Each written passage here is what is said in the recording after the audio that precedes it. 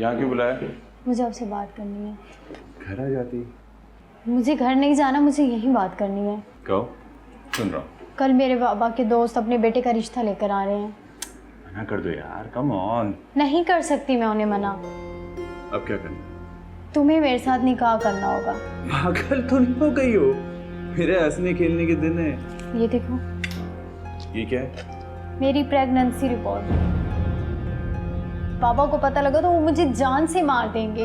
ये किसका गुनाह तुम मेरे साथ डाल रही हो? क्या मतलब किसका गुनाह? तुम जानते हो कि मैं सच बोल रही हूँ। बार बार मुझे अपने घर बुलाते थे ना तुम डिनर के बहाने, तो तुम बेहतर जानते हो कि मैं सच बोल रही हूँ। तो इसका मतलब है कि मैं तुमसे शादी कर लूँ? एक ऐसी लड़की जो बिना सोचे समझे किसी भी मर्द के साथ टाइम गुजार लो और अपने घर जाकर झूठ बोले कि कल रात में अपनी सहेली के घर थी।